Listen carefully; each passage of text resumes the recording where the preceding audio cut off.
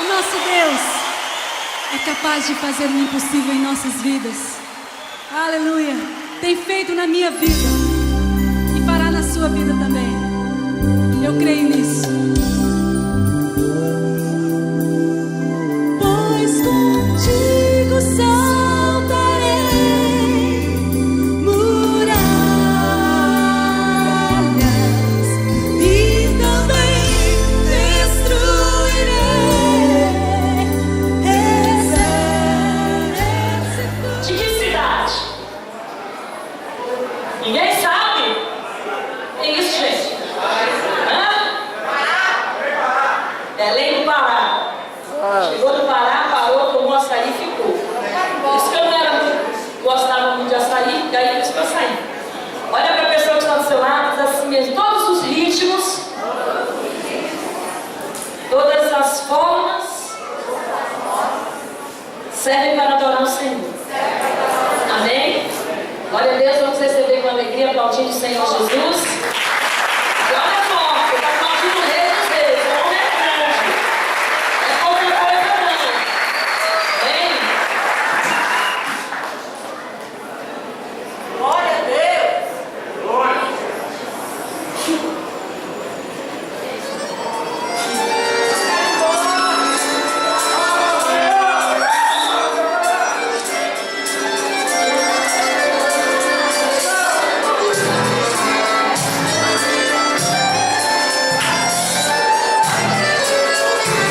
Toda a terra treme quando o poderoso fala. Quando o poderoso fala, você vai querer de poderoso fala. Poderoso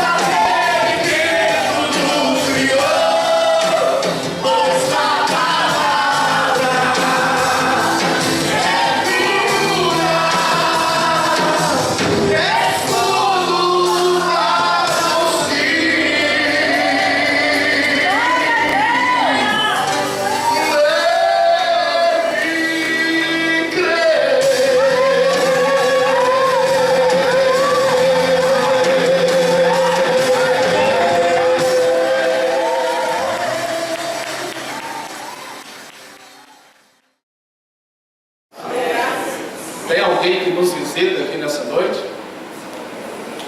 Você pode ficar de pé, meu irmão? Seja muito bem-vindo em nome de Jesus. Você vai ficar aí em pé até você receber pelo menos 3 abraços aí do pessoal da igreja. Com esse abraço, sinta abraçado por todos nós. Muito bom ter o irmão aqui conosco, amém? Tem uma irmã ali também. Seja muito bem-vinda. Deus abençoe você, em nome de Jesus. Bom, irmãos, quem esteve aqui ontem à noite? Quem esteve hoje de manhã? Quem não esteve aqui ontem à noite? Levante a mão. Quem não esteve aqui hoje de manhã? Fica a sua mão levantada até você receber um puxão de orelha aí. Estou brincando. Nós estivemos desde ontem à noite falando sobre algumas coisas bem importantes para a prática de um evangelho, de resultado. Hoje de manhã foi um momento muito precioso aqui, né? Se você não veio, você perdeu. E é interessante que Deus faz as coisas do jeito dele, na hora dele. Eu já ia passar o microfone hoje de manhã, quando o Espírito me funcionou muito para orar, quebrando um ambiente de desonra, aqui estabelecendo um ambiente de honra para a manifestação de milagres de Deus. Deus veio de uma forma muito impactante sobre nós. Amém? Abra sua Bíblia no livro de Isaías,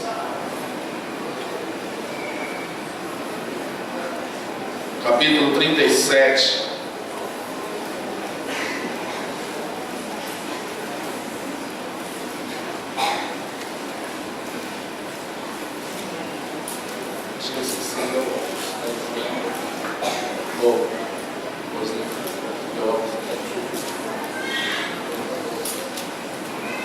Vamos lá, Isaías 37,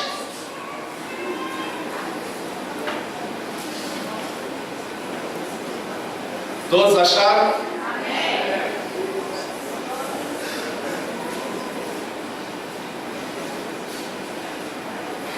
Isaías capítulo 37, verso 3. Os quais lhe disseram: assim diz Ezequias, este dia é dia de angústia, de castigo e de opróbrio, porque filhos são chegados à hora de nascer, e não há força para dá-los à luz. Vamos ler juntos de novo? Vamos ler juntos? Mesmo que a sua tradução seja um pouco diferente, vamos ler todos juntos a nossa voz. 1, 2 e... Os quais lhe disseram: assim diz Ezequias, este dia é dia de angústia, de castigo e de opróbrio, porque filhos são chegados à hora de nascer, e não há força para dá-los à luz. Quantas mães nós temos aqui? Imagine você que é mãe. Você curtiu a sua gestação aí durante os 9 meses normais, com toda aquela expectativa que a mulher consegue ter, com toda a sensibilidade que uma mulher consegue ter na época da gestação. Imagine que você foi na sua consulta, no seu pré-natal, talvez a última consulta, e o médico vira para você e fala assim: olha, está chegando a hora de você dar a luz. Mas ele não te dá uma opção que é muito comum aqui no Brasil. Ele fala: olha, não há como fazer um parto cesáreo. Você vai ter que dar à luz um parto normal. E mesmo que você não tenha dado à luz um parto normal, toda mulher sabe que existe algo muito importante na hora do nascimento através de um parto normal, que é a força que a mulher coloca naquele momento. Não é verdade? Eu não sou mulher, graças a Deus. Mas todos nós sabemos que na hora do parto, quando a criança vai nascer através de um parto normal, a força que a mulher vai colocar na hora das contrações é muito importante no processo de nascimento de um filho. E é interessante quanto que a palavra de Deus ela nos traz uma relação séria aqui. E nós vamos entender que quando nós analisamos esse texto, nós vemos um povo que ele havia sido sitiado, é um povo que havia sido aprisionado até, mas havia uma promessa de Deus para aquele povo, havia um decreto de Deus para aquele povo, e chegou a hora do decreto se cumprir. Mas aí veio essa palavra, e olha só: porque filhos são chegados à hora de nascer, e não há forças para dar à luz. Eu acredito que hoje é um marco profético nessa igreja. Eu acredito que hoje é um marco de um tempo novo que Deus está trazendo sobre esta casa. Você pode dizer amém por isso? Só que você só vai entrar nesse tempo novo se você se esforçar e crer que a promessa de Deus vai se cumprir na sua vida. Quantos acreditam nisso? Para a gente entender o que é que estava acontecendo para essa palavra ser liberada através de Ezequias, vamos para um outro texto para você entender o contexto pelo qual foi dada essa sentença aqui. Então abra sua Bíblia lá no livro de 2 Reis. Vai voltando aí. 2 Reis, capítulo 18.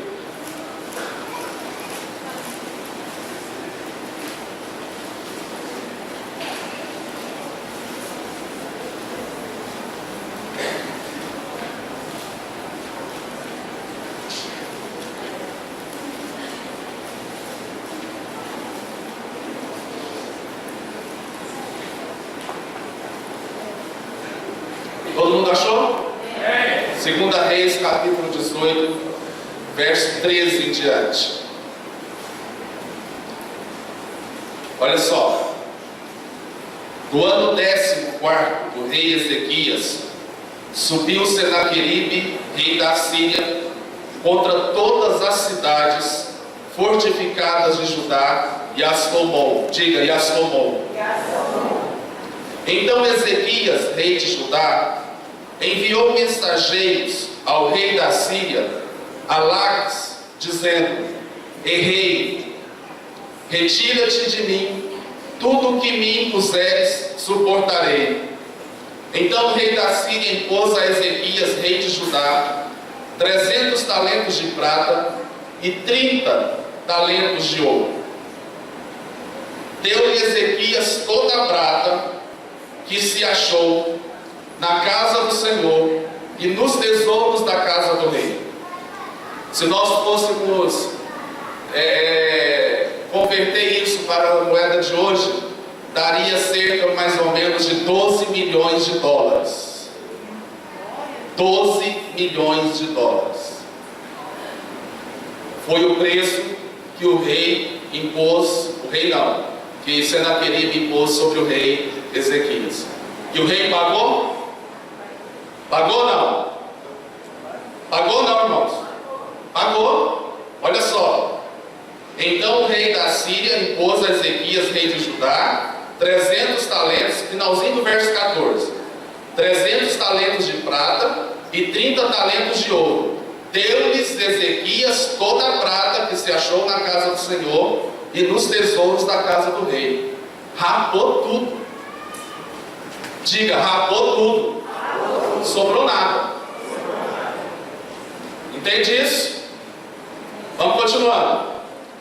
Foi quando Ezequias arrancou das portas do templo do Senhor e das ombreiras o ouro de que ele, rei de Judá, as cobrira e o deu ao rei da Síria. Nós vamos parte por parte aqui nesse versículo. O que é que Ezequias teve que fazer, irmãos? Ele rapou todo o tesouro, não deu. Aí ele foi lá na porta e foi arrancando o ouro que havia na porta para e levar para aquilo que estava sendo pedido. Verso 17. Contudo, o rei da Síria enviou de Laques a Tartã, a Raab-Sares e a Rabsaque, com um grande exército ao rei Ezequias a Jerusalém. Subiram e vieram a Jerusalém. Tendo eles subido e chegado, pararam nas extremidades do arqueduto do açude superior, junto ao caminho do campo do lavandeiro. Tendo eles chamado o rei, saíram-lhes ao encontro Eliaquim, filho de Ilquias, o mordomo, Sebna, o escrivão, e Joá, filho de Asaf, o cronista. Rabsaque lhes disse: dizei a Ezequias: assim diz o sumo rei, o rei da Síria, que confiança é essa em que te escribas? Bem posso dizer-te que teu conselho e poder para a guerra não passam de vãs palavras, em quem pois agora confias, para que te rebeles contra mim? E aqui começa uma afronta contra o rei.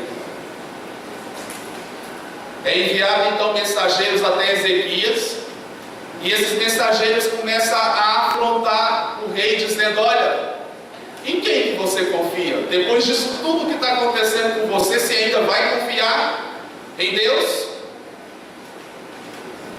É mais ou menos como se nós estivéssemos ouvindo aqui nessa noite o seguinte: onde está a promessa de Deus na sua vida? Você ainda vai continuar crendo na promessa de Deus para você? Onde está o milagre de Deus na sua vida? Você vai continuar crendo que Deus pode fazer um milagre na sua vida? Amém. Glória a Deus. Continuando. Verso 21. Confias no Egito, esse bordão de cana esmagada, o qual, se alguém nele apoiar-se, lhe entrará pela mão e a traspassará.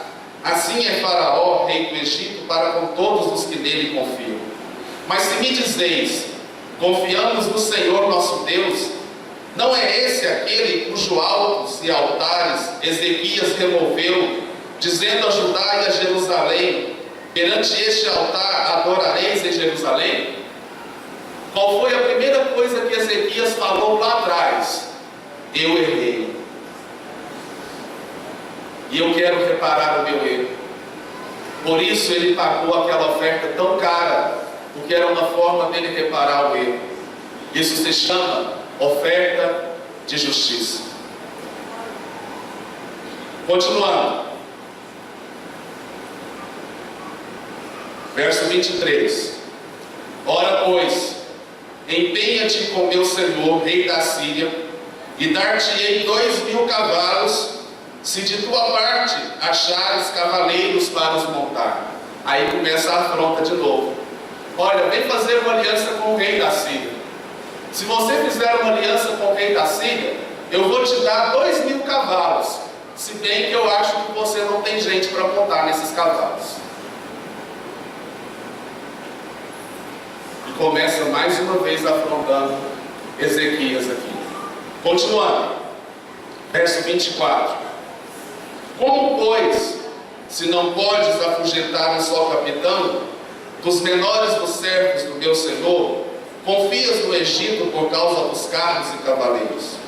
Acaso subi eu agora, sem o Senhor, contra este lugar, para o destruir? Pois o Senhor mesmo me disse: sobe contra a terra e destrói-a. Então disseram Eliaquim, filho de Ilquias, Sebna e Joá, a Rabsaque: rogamos-te que fales em aramaico aos teus servos, porque o entendemos, e não nos fale em judaico, aos ouvidos do povo que está sobre as muralhas. Mas Rabsaque lhes respondeu: mandou-me acaso o meu Senhor para dizer-te essas palavras, a ti somente, a teu Senhor, e não antes aos homens que estão sentados sobre as muralhas? Diga: homens que estão sentados sobre as muralhas. Para que comam convosco o seu próprio excremento e bebam a sua própria urina? Então Rabsaque se pôs em pé e chamou em alta voz em judaico e disse: ouvi as palavras do sumo rei, do rei da Síria. Assim diz o rei: não vos engane, Ezequias, porque não vos poderá livrar da sua mão, nem tampouco vos faça Ezequias confiar no Senhor, dizendo: o Senhor certamente nos livrará, e esta cidade não será entregue na mão do rei da Síria. Não deis ouvidos a Ezequias, porque assim diz o rei da Síria: fazei as pazes comigo, e vinde para mim, e comei cada um da sua própria vide e da sua própria figueira, e bebei cada um da água da sua própria cisterna. E aí vem uma proposta indecente do rei da Síria para aquele povo: olha, não dei ouvidos para esse líder, não dei ouvidos para esse desafio que o pastor está fazendo a esse tempo aqui na igreja.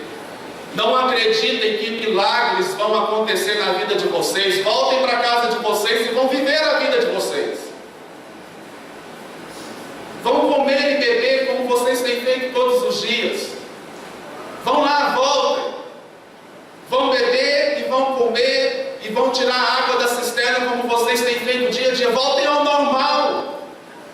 Para que vocês vão acreditar nessa loucura de Deus?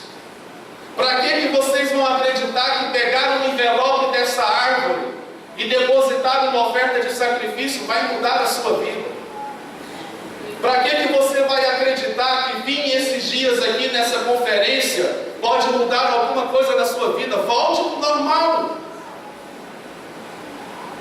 Eu tenho certeza que muitos aqui ouviram isso esses dias. Continuando. Verso 32. Até que eu venha e vos leve para uma terra como a vossa terra, de cereal e de vinho, terra de pão e de vinhas, terra de oliveiras e de mel, para que vivais e não morrais. Não deis ouvidos a Ezequias, porque vos engana dizendo: o Senhor nos livrará. Será que nessa noite é uma noite que nós vamos dar ouvidos ao inimigo, que quer cochichar nos nossos ouvidos e dizer: não creia, não acredite nisso que está sendo dito para você nesses dias? Ou nós vamos ser loucos o suficientes de acreditar que a promessa de Deus vai se cumprir?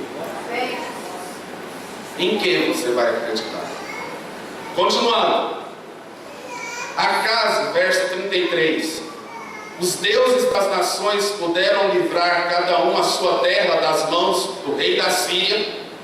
Onde estão os deuses de Amate e de Arpade?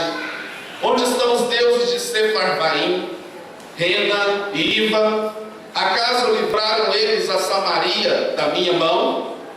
Quais são, dentre todos os deuses destes países, os que livraram a sua terra das minhas mãos, para que o Senhor possa livrar a Jerusalém das minhas mãos?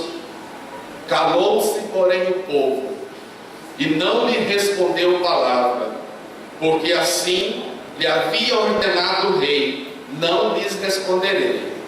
Havia um decreto de Ezequias para o povo, e ele disse: olha, não fique batendo boca com essas afrontas não, calem-se. Não fique tentando rebater aquilo que ele vai dizer para vocês, calem-se.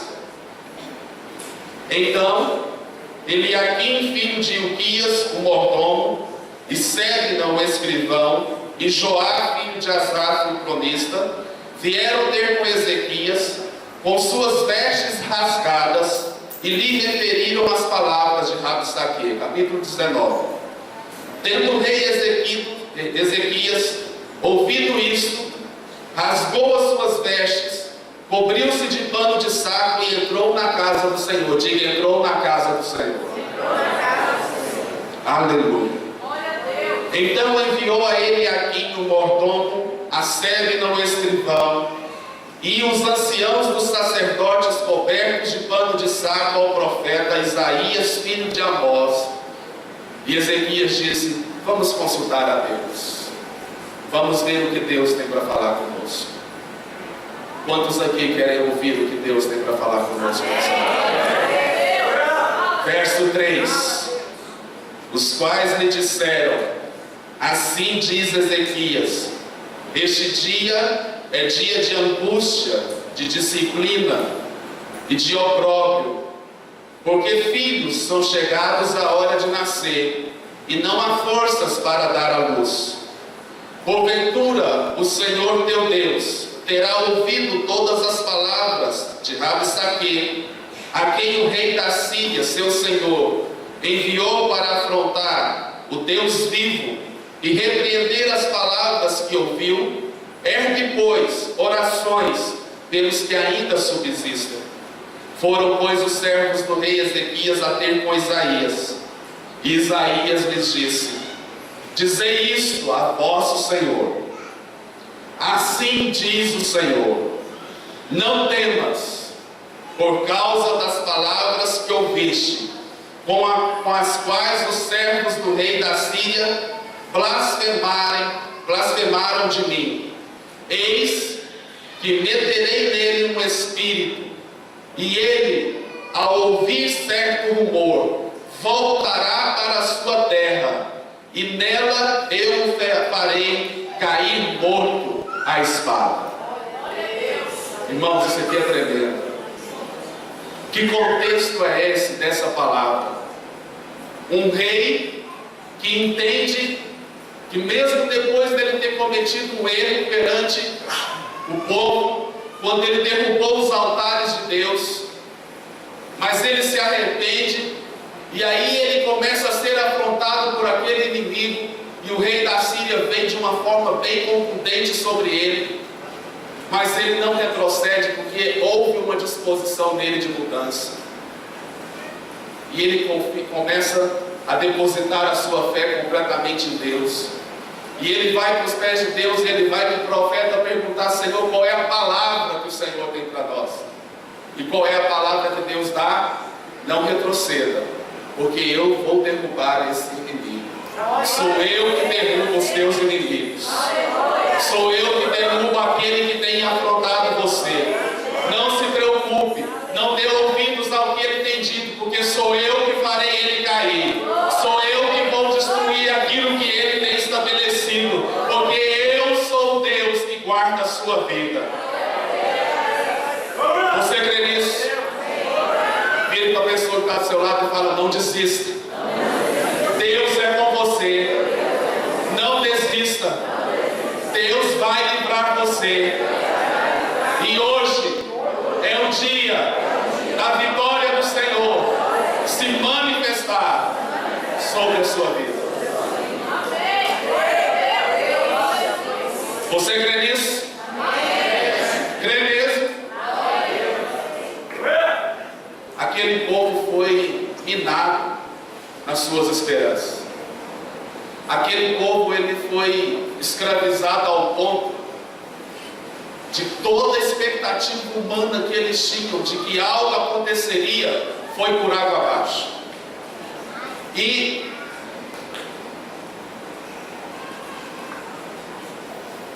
Rabsaque, que era o mensageiro do rei da Síria, ele foi colocando aquele povo de uma certa forma tão forte contra a parede, que a Bíblia fala que os homens foram para cima do muro. Diga: para cima do muro. Eles ficaram tão acuados que a Bíblia cita uma expressão até forte, fala assim: olha, eles comiam os seus próprios excrementos e bebiam a sua própria urina, porque eles tinham medo de descer do muro e enfrentar o inimigo que estava ali apertando eles. Sabe aquele momento que você chega na vida, que você está com tanto medo de arriscar a sua fé nas promessas de Deus, que você recua e que você parece que está ali um gatinho amedrontado com aquele inimigo que está te afrontando?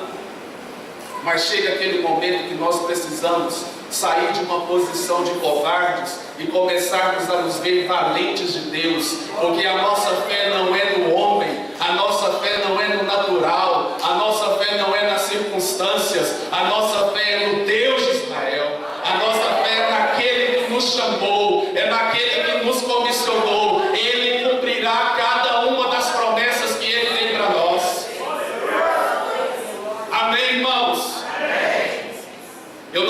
qual é a expectativa que você tem para esse momento que nós vamos ter aqui hoje.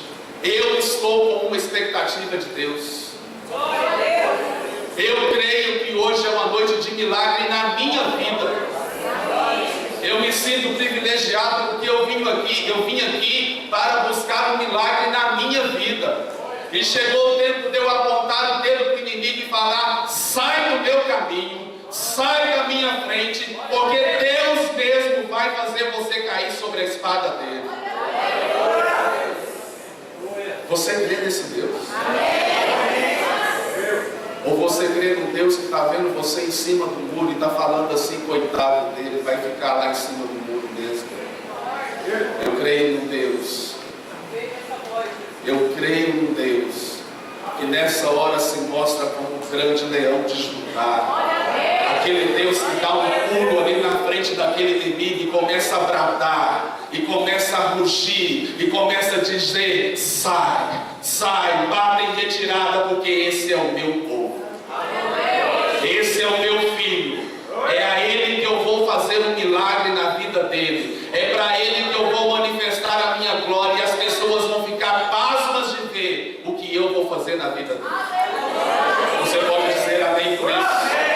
Erga a sua mão aí, fecha os seus olhos e diga assim comigo: Senhor, eu creio que chegou a hora do Senhor pular na minha frente e rugir como um leão e bradar, e diante dos meus inimigos o Senhor se manifestar com a sua glória, com o seu poder, e destruir todos aqueles que têm me resistido, e destruir todos aqueles que têm me afrontado, porque maior, bem maior é o Senhor, o Deus dos exércitos, o Todo-Poderoso. Você crê nisso? Então dê um aplauso bem forte ao Senhor aí.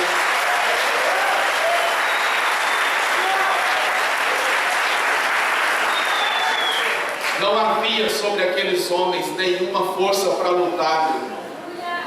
E tem horas na nossa vida que também nós estamos assim. Não existe força nenhuma para a gente lutar. Nós estamos acuados. Nós estamos numa posição onde não tem esperança nenhuma para nós.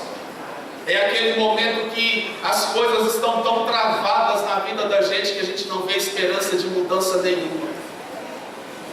É aquele momento que você fala assim: talvez esse é o pior momento para mim trazer uma oferta aqui na casa de Deus, porque eu estou numa situação que eu não sei nem quanto que eu vou dar.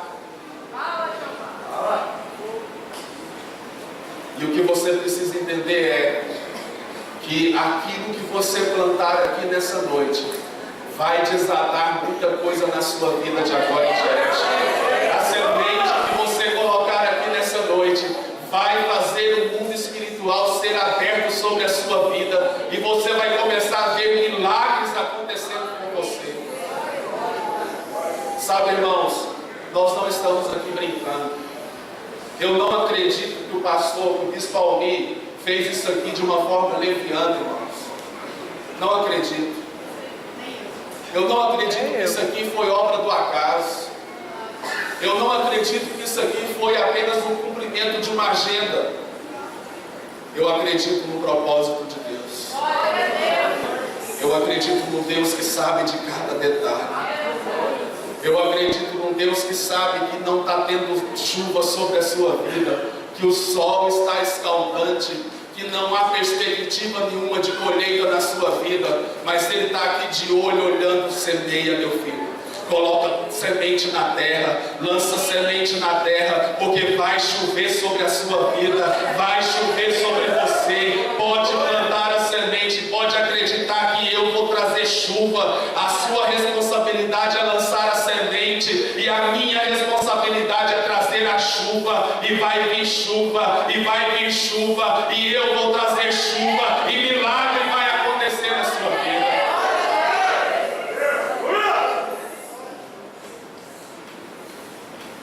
Não havia sobre aqueles homens nenhum compromisso com a promessa de Deus.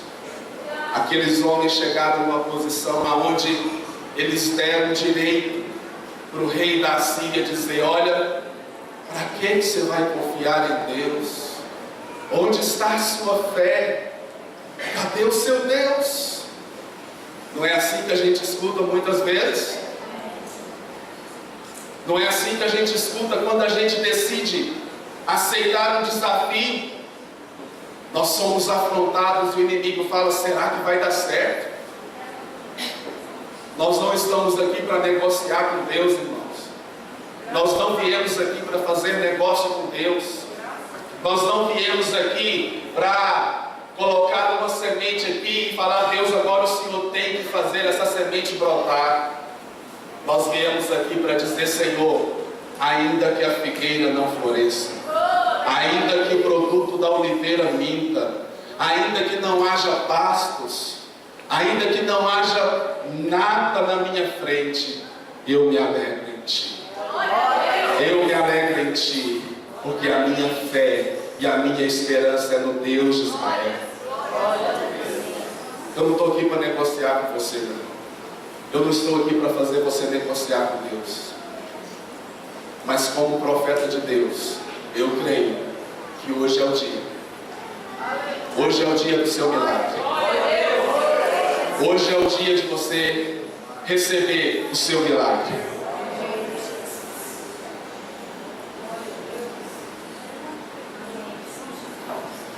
Vire para a pessoa que está do seu lado e fale assim para ela: é tempo de você crer nas promessas de Deus para a sua vida. Diga para ele: é tempo de você crer que além da semeadura não falha tudo aquilo que você semear, você irá colher. Você crê nisso? Crê mesmo?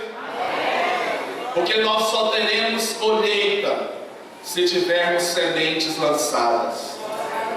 Nós só vamos colher se nós semearmos. E o que determina a qualidade da minha colheita, diga, o que determina a qualidade da minha colheita é a qualidade da minha oferta. O que vai determinar a qualidade daquilo que eu irei colher diante de Deus é a qualidade da oferta que eu vou trazer.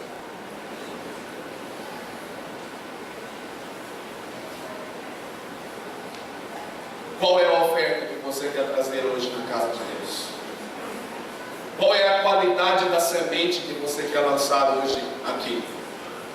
Porque quando nós permanecemos fiéis, irmãos, o Senhor se levanta. Como eu amo esse texto aqui de Senaqueribe. Quando nós permanecemos fiéis, o Senhor se levanta. Pode ser que cometemos erros no passado. E ontem, à noite, nós falamos muito disso. Pode ser que, como lemos ontem no livro de Ageu, nós não demos muita importância para a casa de Deus. Mas nós estamos aqui dispostos a mudar a nossa história, amém, irmãos? Amém. E a partir de hoje nós estamos determinando: Senhor, nós seremos fiéis em tudo na nossa vida. E olha só o que Deus vai fazer conosco se nós formos fiéis. Abra sua Bíblia no livro de 2 Reis 19.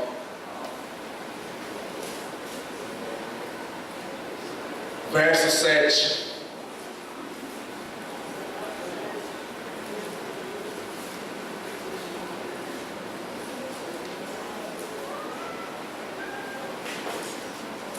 Eis que meterei nele um espírito, e ele, ao ouvir certo rumor, voltará para a sua terra, e nela eu o farei cair morto à espada. Você pode olhar para baixo aí, apontar o dedo dos seus pés aí e falar assim: os meus inimigos cairão mortos à espada, porque o Senhor, Ele Ele mesmo se levanta agora do seu trono e entra em guerra com os teus inimigos. Ele é fiel, Ele mesmo entra em guerra ao meu favor. Você crê nisso? Vire a página da sua Bíblia e vamos ver uma oração que Ezequias fez. Verso 16. Olha que tremendo. Capítulo 19, verso 16. Inclina, ó Senhor, o teu ouvido e ouve. Abre, Senhor, os teus olhos e vê. Ouve todas as palavras de Senaqueribe, as quais ele enviou para afrontar o Deus vivo. Ezequias sabia, irmãos, que aquela afronta que Senaqueribe estava fazendo através do seu mensageiro, ele não estava afrontando a Ezequias, ele não estava afrontando ao povo, ele estava afrontando ao próprio Deus. E Ezequias então aqui faz uma oração: ouve, Senhor, a afronta dos inimigos. Abre os teus olhos, Senhor, e vê o que eles estão fazendo conosco. Será que Deus respondeu, irmãos? Será que Deus respondeu? O que você acha que Deus respondeu? Vai mais para frente aí. Olha o verso 28.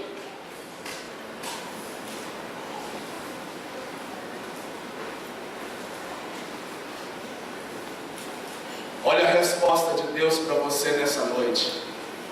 Por causa do teu furor contra mim, Deus fala assim: olha, fica aí, nós vamos voltar. Mas olha aqui para mim. Deus não falou assim: por causa do teu furor contra Ezequias, por causa do teu furor contra o povo. O que Deus fala? Por causa do teu furor, ele entra em cena. Ele começa a guerra agora. E sabe o que Deus está dizendo para nós? Dá licença, é hora de eu entrar em guerra com você. Isso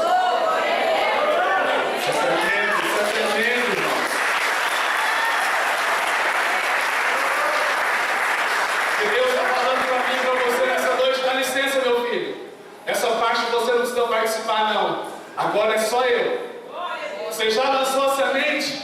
Você já creu? Agora é só eu. Pode ficar assistindo agora, porque é hora de você ver o maior filme de aventura e de ação que você já viu. Pensa num filme de aventura aí que você já assistiu. Não estou lembrando nenhum aqui não. Vamos lá. Os Mercenários. Já viu os Mercenários? Agora chegou a hora de Deus vir lá e resgatar o filho dele, que estava no meio lá dos inimigos, e falar: este é meu, você não toca. Este é meu, você não toca.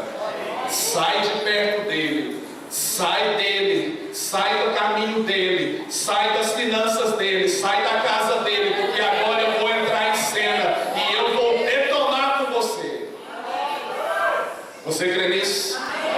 Olha só o que Deus ainda vai fazer. E porque a tua arrogância subiu até os meus ouvidos, eis que porei o meu anzol no teu nariz. Vamos visualizar a cena aí? Deus coloca uma argola lá no narizão do diabo. Sabe para quê? Para ele puxar. Vem cá, seu bichinho. Você está achando que você é violento? É pelo meu anzol que agora eu vou te puxar. E agora você está aqui na minha mão. Então coloque a sua mão e fala: Senhor, entrega aqui agora, nas minhas mãos, todos os teus inimigos que têm me afrontado, que têm me feito passar vergonha. Em nome de Jesus, na minha mão, vem agora, na minha mão, e eu entrego todos eles para o Senhor. Você crê nisso? E olha só o que Deus vai fazer. E o meu freio eu vou colocar na sua boca, tá? Você estava falando besteira com meu filho? Você estava falando besteira com meu povo? Cala a boca. Fecha a sua boca. Porque eles têm Deus. Eles têm um Senhor. Eles têm um Deus que luta as guerras dele. Chegou a hora agora de você calar sua boca e ver o que Deus vai fazer na vida dele. Feche a sua boca, diabo, e escute os milagres que vão acontecer no meio do povo. Escute agora, diabo. Você vai assistir sentado, vendo os milagres que eu vou trazer no meio da igreja de Itaberaí. Você vai ter que assistir, você vai ter que escutar. A cidade inteira de Itaberaí vai começar a falar: existe um povo ali que está recebendo o milagre de Deus. Existe um povo ali que está recebendo o milagre de Deus. O que é isso? É poder de Deus. Você crê? Vamos fechar o texto aí. E te farei voltar pelo caminho de onde você veio. Cai fora. Cai fora. Verso 33. Pelo caminho por onde vier, por esse voltará, mas nesta cidade você não vai entrar, diz o Senhor. Irmãos, eu queria que você estivesse borbulhando como eu estou aqui em cima. Isso aqui não é coincidência não, irmão. Isso aqui é uma palavra de Deus para a igreja de Itaberaí. Isso aqui é uma palavra de Deus para você.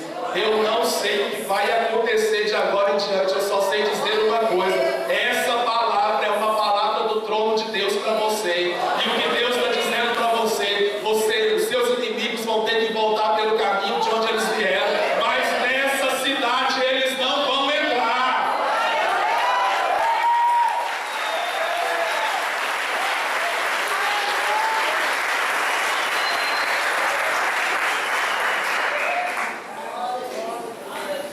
Verso 35. Então naquela mesma noite saiu o anjo do Senhor e feriu no arraial dos assírios a 185.000. E quando se levantaram os restantes pela manhã, eis que todos eram cadáveres. Deus vai destruir todos os seus inimigos. Deus vai cair por terra com todos aqueles inimigos que têm roubado a sua fé, que têm minado a sua fé, porque hoje é o dia de Deus levantar você e colocar você como objeto de louvor na terra, como objeto das pessoas olharem para você e reconhecerem que verdadeiramente há um Deus na sua vida. Deus luta por aqueles que são fiéis. Diga: Deus luta por aqueles que são fiéis. Deus luta por você, meu irmão. Deus parou toda a agenda que ele tinha no dia de hoje. E Deus falou: é o dia de eu lutar pelo meu filho. É o dia de eu entrar em guerra pela minha filha. É o dia de eu fazer cessar a calamidade na vida dele. É o dia de eu fazer cessar a vergonha na vida financeira dele. Chegou o tempo dele. Chegou a sua hora, meu irmão. Chegou a sua hora. Ele não te deixa sozinho. Coloque a mão aí no seu coração, bata a sua mão no peito e fala: Ele não me deixa sozinho. Ele não me desampara. Ele não me abandona. Ele sabe cada uma das minhas guerras, cada uma das minhas aflições. Ele me conhece. Você crê nisso? Você crê nisso? Chegou a hora de nós lançarmos a nossa semente na terra e deixarmos Deus entrar e pelejar a nossa guerra. Só lance a sua semente na terra, meu irmão. Só creia que ao depositar a sua semente na terra, o Senhor mesmo entrará em guerra com você. Chegou a hora de nós resgatarmos os valores de Deus nesta casa. Chegou a hora de nós estabelecermos a glória do Senhor neste lugar. Diga assim comigo: o mundo determina a riqueza e o sucesso baseado naquilo que você tem. Mas Deus determina a riqueza e o sucesso baseado naquilo que você dá. O mundo lá fora baseia a riqueza e o sucesso naquilo que você tem. Mas para Deus, a riqueza e o sucesso da sua vida é baseado naquilo que você dá. É naquilo que você deposita a sua fé. É naquilo que você deposita a sua confiança. E eu quero desafiar você a levantar aqui hoje 2 altares de oferta na sua vida. O primeiro altar é o altar de uma oferta de paz. Uma oferta de paz é uma oferta que nós trazemos a Deus quando nós erramos, quando nós deixamos de fazer aquilo que era princípio na nossa vida. É quando nós roubamos a Deus nos nossos dízimos, nas nossas ofertas. É quando nós deixamos de cumprir a nossa responsabilidade. E você então vai estabelecer um valor aqui hoje. E você vai dizer: Senhor, eu quero levantar um altar de paz na minha vida, aonde eu creio no perdão do Senhor na minha vida. Porque não é a oferta que vai trazer perdão, perdão para você. Mas você vai dizer: Senhor, eu quero levantar um altar de paz para dizer para o Senhor que eu vou mudar de vida a partir de hoje. Mas você também vai levantar um altar de uma oferta de justiça sobre a sua vida. Oferta de justiça nós entregamos quando nós somos vítimas. Vítimas da traição, vítimas da inveja, vítimas de roubo. E você traz uma oferta a Deus e fala assim: Senhor, essa é uma oferta para levantar um altar de justiça na minha vida, porque eu creio que o Senhor é a minha justiça. Amém? Agora, eu quero desafiar você a crer que assim como Deus respondeu ao clamor de Ezequias, Deus está aqui nessa noite para responder o seu clamor. E eu quero convidar você, meu irmão, que teve a sua fé minada esses dias. Você que teve a sua fé confrontada nesses dias. E você chegou a pensar que talvez não haveria nenhuma mudança na sua vida financeira. Esquece ele, olha para mim. Eu quero desafiar você que teve a sua fé confrontada ao ponto de você chegar a pensar de que o milagre de Deus não aconteceria na sua vida. Talvez você tenha sido afrontado pelas dívidas que você cometeu.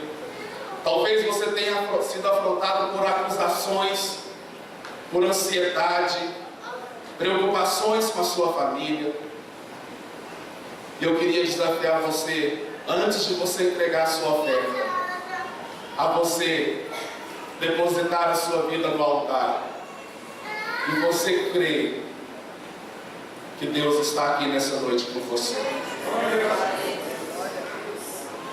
Existem pessoas que estão no desespero, existem pessoas que estão aqui e precisam se consertar com Deus. Existem pessoas que estão aqui que têm roubado de Deus e que têm retido aquilo que Deus mandou você trazer da igreja. Mas essa é uma noite de você vir para o altar de Deus e se consertar. Não venha entregar a oferta sem antes se consertar. A Bíblia fala que nós não devemos nem trazer oferta no altar de Deus se nós tivermos um problema com o irmão que está conosco na igreja, porque essa oferta não será aceita. Então não adianta nada você fazer um sacrifício e trazer uma oferta de sacrifício aqui, se você não tiver a sua vida completamente rendida aos pés de Deus, se você não tiver um conselho genuíno com o Senhor. Mas eu quero dizer para você, se nós nos arrependermos, se nós mudarmos a nossa vida, Deus é fiel e Ele vai entrar em cena por nós nessa noite. Fique de pé no seu lugar.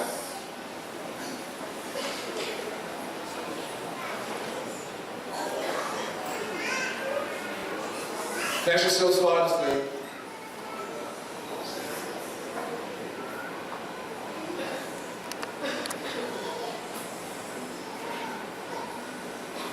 Esse momento é um momento muito sério, irmãos.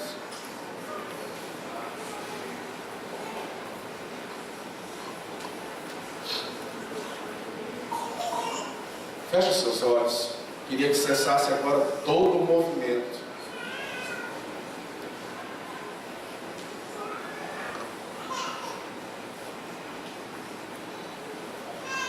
A parte de Deus, Ele vai fazer nessa noite. Mas a nossa parte nós precisamos fazer.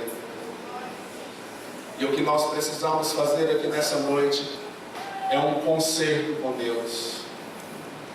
E eu queria desafiar você a vir aqui ao altar e se consertar com Deus. Se você precisa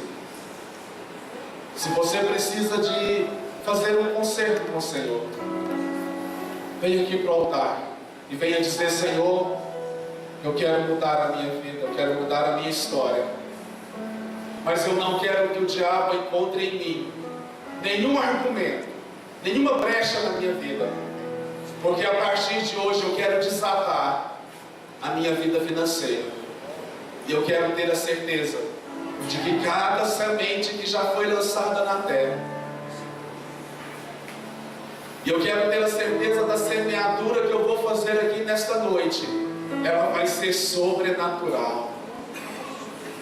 Há um mover de Deus sobre nós aqui nessa noite. E se você precisa vir para o altar, vem, eu quero orar com você. O teu toque abre os olhos do meu coração.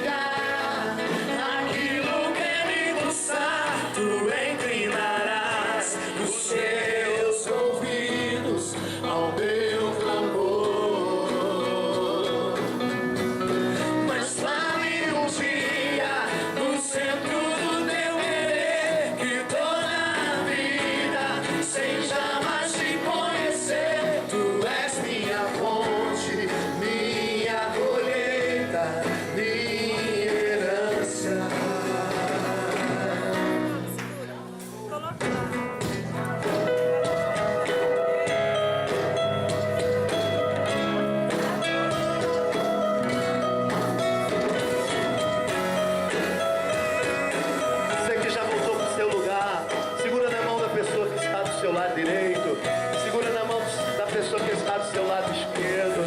Vem.